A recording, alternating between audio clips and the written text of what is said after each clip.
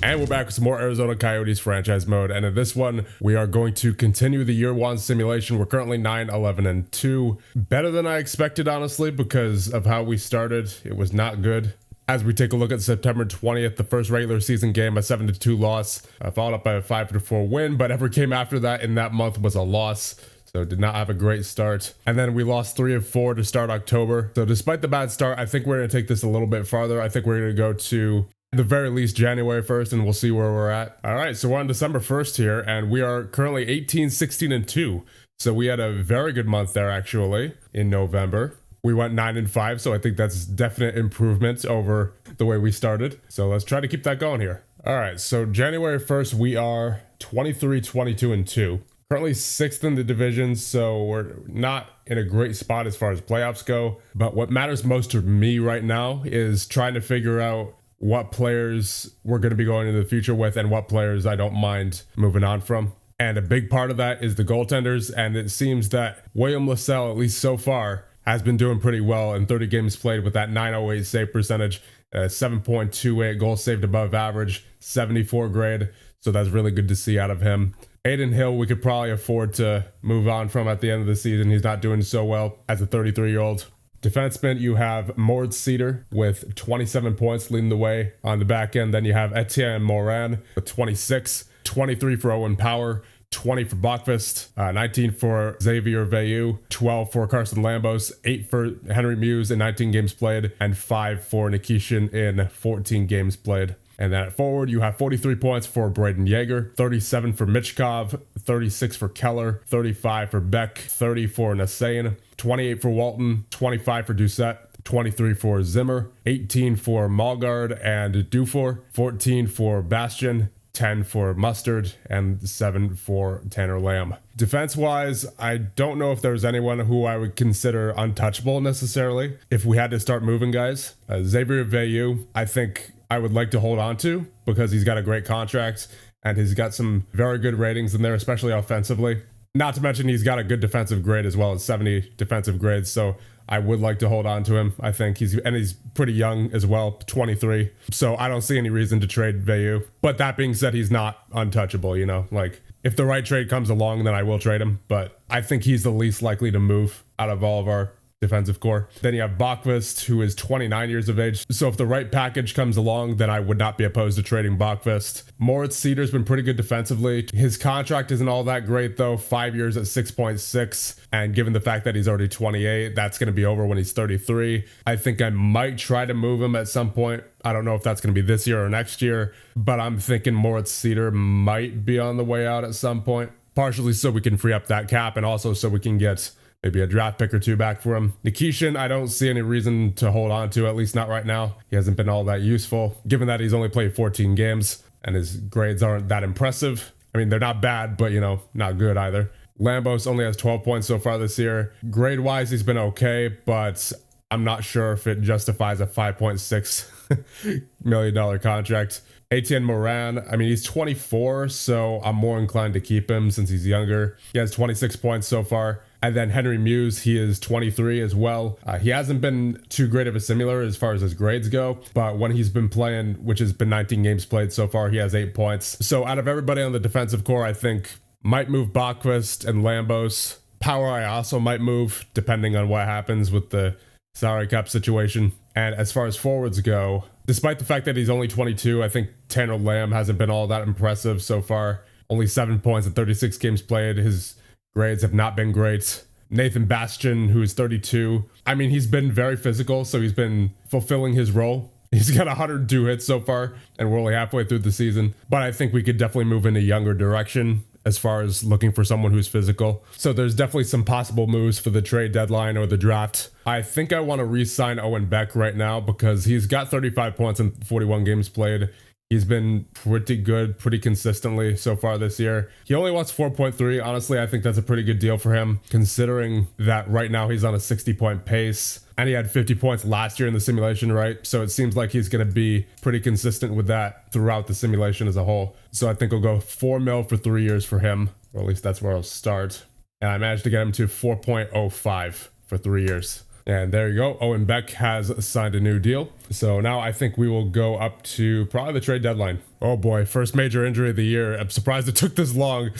Braden Yeager out for 1 to 2 months. Oh no, that's not good. Especially when we were just starting to get something going. We're currently 34, 28, and 2. 70 points. We are, I believe, only 2 points outside the wild card. Yeah, only 2 points behind the Utah Yetis for a wild card spot. But unfortunately, Braden Yeager, who has been, I believe, our first line center this year, goes down with a fairly long-term injury. So now we're going to have to call up, I was about to say Victor Fedorov, but looks like he's injured as well. So I guess that'll be Ivor Stenberg, who's currently a 3-star talent. Let's see what he can do at the NHL level. The good news is, though, about that Braden Yeager injury is that it happened right before the Olympic break. So I guess we got somewhat lucky there. I don't know if you could consider that lucky or not. One of those things that's sort of lucky, but sort of not, because we don't have any games at that time, but it also doesn't come at a good time of the year. It's like right before playoffs, you know?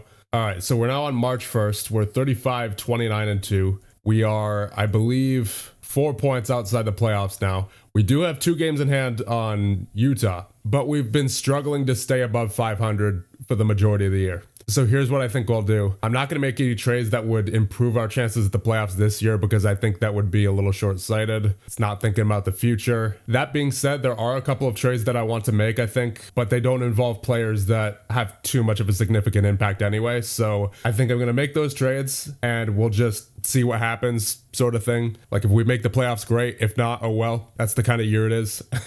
You know, it's just a sort of gauge what we have going forward kind of year, I think. Luckily, William Lassell has turned out to be great so far. 913 save percentage in 42 games played with a 15.22 goals saved above average of the 75 grade. So he looks to be doing very well so far. Very good to see. It's so good to have strong goaltending to start in this game, because you never truly know with goaltenders in this game, right? So yeah, that's really good to see. I think I'm going to trade Lambos. He's only on a 1-year deal right now. He's asking for 5.6 and a no trade clause. So I don't think that's worth his production level. Then I think I also want to move Carlos Flugans. He's currently in the minors, but he's already 22. And I'm not really a fan of any of his ratings, to be honest. He, in 1 game played here, did not do well. So I think I'm just going to move him while I can, get something back for him just because he's young, you know? And then I think I might also move Tanner Lamb, because again, he's 22. His grades haven't been great. He's a 2.5-star ability, can probably get something back for him. And he also just hasn't had that great of an impact overall. So I think those are trades that are definitely worth making right now, as opposed to the draft, especially the guys on the 1-year contracts. And besides, we're actually running 8 defensemen right now. So trading Lambos, I think, is definitely the move here. And I think I'd like to package him in a deal with Flugans and possibly Lamb, if there are any teams that need both defensemen and wingers. Really? So, okay, so Philly needs right defensemen and wingers, but they're still in a win now outlook. That's interesting. There's also San Jose, who's balanced. Yeah, I mean, it looks like are they in the playoffs this year? Yeah, it looks like they are. They're in the wild card there. Really? Lambos, Flugans, and Lamb for a 1st-round pick, very likely. I could go 2 firsts from San Jose.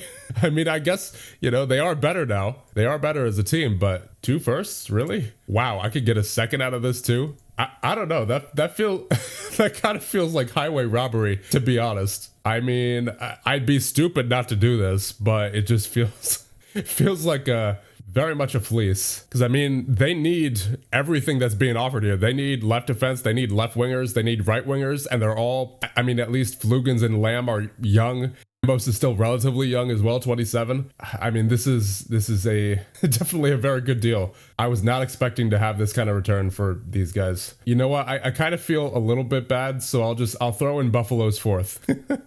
Just as a little bit of a sweetener, I guess. So Lambos, Flugans, Lamb, and Buffalo's 4th for a 1st-round pick in 2030, a 1st-round pick in 2031, and a 2nd-round pick in 2030. Offer trade. Oh, okay. Already have 50 players under contract. Right. So I guess we'll just get some AHL players in return here. Allison, hold on a minute. Does Tanner Lamb really add that much value? It says that with Carson Lambos and Flugans alone, it says they will never accept this offer. But then when I add Tanner Lamb, it's very likely.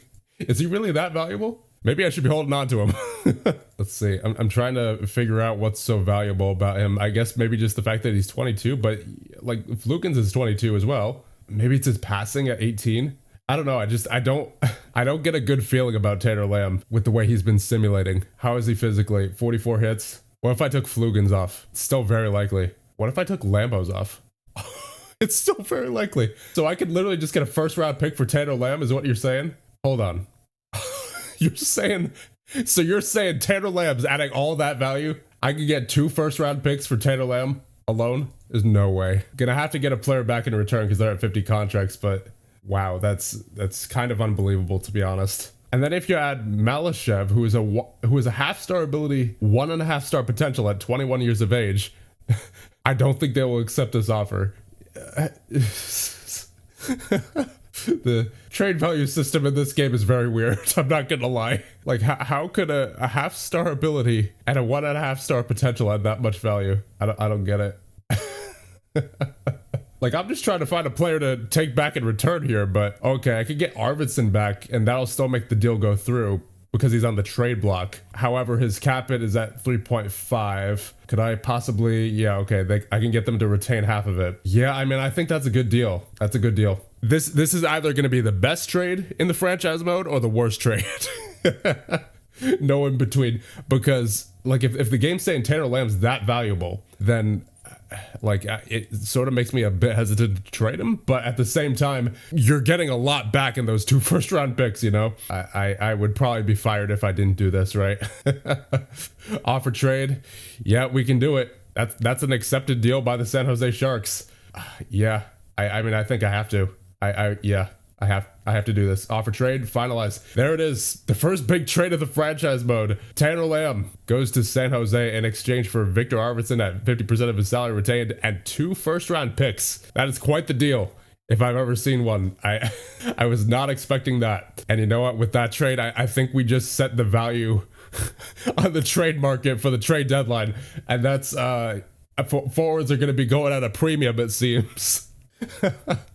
Yeah, that's a bit rough for any teams who are buying. So I think it'll be interesting to see what other kinds of trades go down at the trade deadline. And speaking of which, we still have to trade Lambos. Ooh, St. Louis. So they need left defense and a left wing, which works out because I'm trying to trade, what's his name, Flugens as well. Okay, so I can't even get a first round pick for both Flugens and Lambos. So that makes you wonder how, like, just how valuable Taylor Lamb is. You know, like I said, that's either going to be the best or the worst trade in the franchise mode. However, what we can get back for Flugens and Lambos, apparently, is 2 seconds and 2/3 from St. Louis. I mean, yeah, that as long as they have the contract space, right?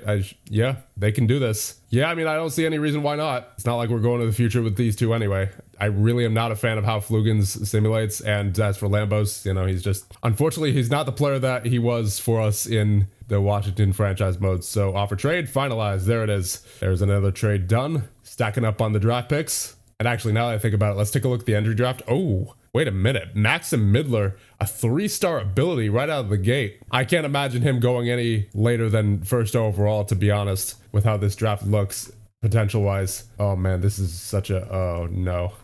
Oh, no. Of course. Oh, man. Anyway, I think that's it for the trades because, like I said, I still want to give this team a chance to make the playoffs if possible because, like, we're right there, right? We're within 4 points of the wild card, but at the same time, I also wanted to make some improvements for the future, and I would say we definitely did. So before we advance through the rest of the regular season, let's take a look at the stats.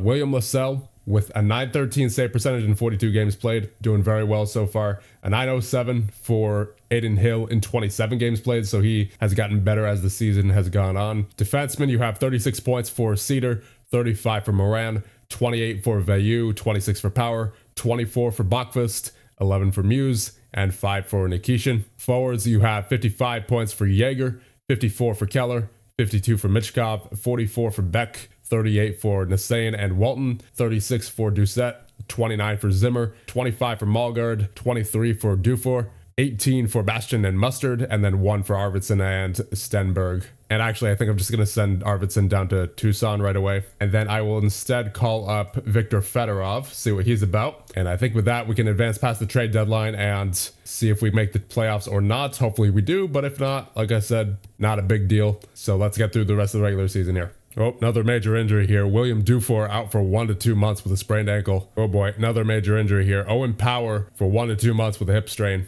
And that means Rhett Sather's going to have to come up. All right, so we have finished the regular season. We are 42, 38, and 2. Good enough for 86 points and 5th in the Central Division. We unfortunately did not make the playoffs. We were right there, right behind Anaheim with 86 points each, but I guess they had a tiebreaker of some sort. But like I said earlier, this was not a year where I was expecting to make the playoffs anyway. So it's definitely good to see, though, that we were able to do something like that in year number 1. I think that speaks good for the future. That being said, we are going to have to make some moves in the offseason to, unload some veterans and get younger. So if next year's going to go the same way or not, I don't know. We'll see. But I would say that was definitely a good start to the GM mode. As far as our young guys having some confidence in themselves, especially William Lassell, who was fantastic throughout all the season, really, with a 912 save percentage in 54 games played and an 1802 goals saved above average. So I'm really hopeful for William Lassell. I think he'll do great in the future. I think he's going to be our number 1 guy. I really hope. I'm crossing my fingers. Don't want to have to go through any goaltender drama in this GM mode, at least not any more than necessary. So let's take a look at the final season stats. We already saw Lassell with a 912 save percentage. Aiden Hill in 32 games played with a 906 save percentage, so he did pretty well. He had a bit of a rough start, but he got it together. And then skater-wise, you have Matvey Michkov leading the way with 66 points in 77 games played.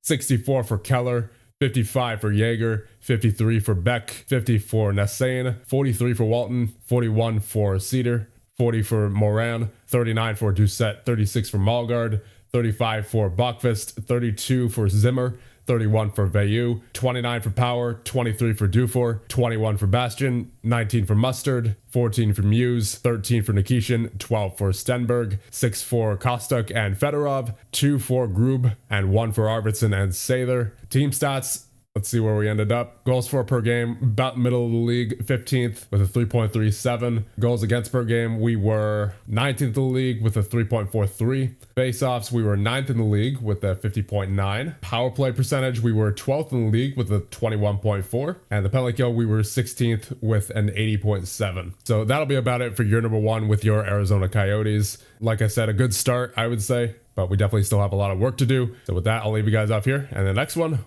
we will get started with the year 1 offseason with your Arizona Coyotes.